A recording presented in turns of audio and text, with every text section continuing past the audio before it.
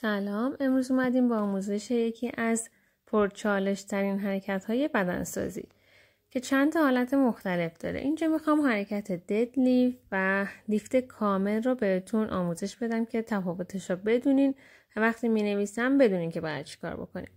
اولینش همین حرکت لیفت کامل هست. توی حرکت لیفت کامل هالتر رو میگیریم، پاها بازتره و پنجه رو به بیرون هست، کامل میشینیم و پا میشیم، کمر خم میشه، زانو خم میشه، میشینیم، پا میشیم. ببینید دقیقا حالت نشسته هست، بلند میشیم، دوباره میشینیم، حرکت ها اجرا میکنیم، کمر تا گردن، یعنی ستون فقرات توی یک راستاه، خم نمیشه، قوز نمی کنیم، شکم کیپ هست، بدن توی یه راستا حرکت میکنه.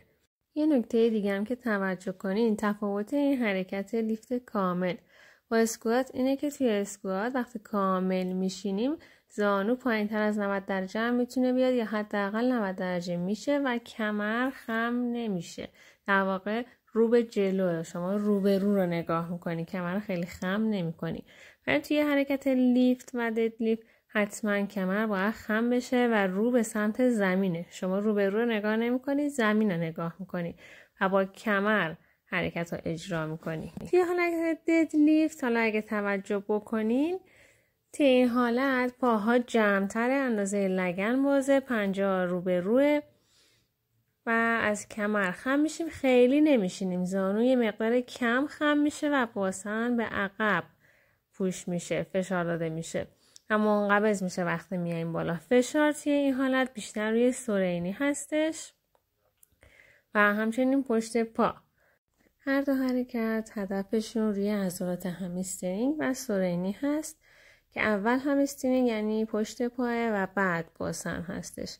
و این نکته خیلی مهمی که توی این حرکت توی همه حالتاش مهمه، حتما باید شکم کیپ باشه و کمر صاف.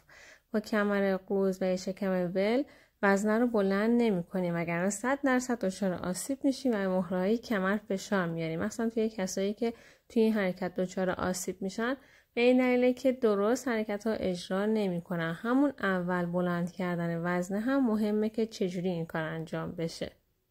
و در کل باید یاد بگیریم توی زندگی روزانه هم وقتی میخوایم چیزی از روی زمین بلند کنیم، یا تو حالت اسکات بلند میکنیم یا تو حالت دد لیفت، زانو کمی خم میشه، شکم کیپ و بعد بلند میکنیم، خم نمیشیم، پا صاف، وزن رو برداریم و فشار رو بندازیم روی کمر. زمانی هم که بخوایم حرکت رو ارتقا بدیم، یعنی وزنهای سنگین تری برداریم و مطمئن نیستیم تواناییشو داریم، حتما از کمربند ورزشی استفاده بکنین و همون شرایطی که گفتم رو انجام بدین و خیلی آروم و با تمرکز حرکت رو انجام بدین، چون اگه درست انجامش ندین قطعا فشار رو روی عضله هدف حس نمی کنین. امیدوارم که این آموزش براتون مفید بوده باشه، ازش استفاده کنین و حرکتاتون رو درست اجرا کنین. تا آموزش بعدی، بدرود.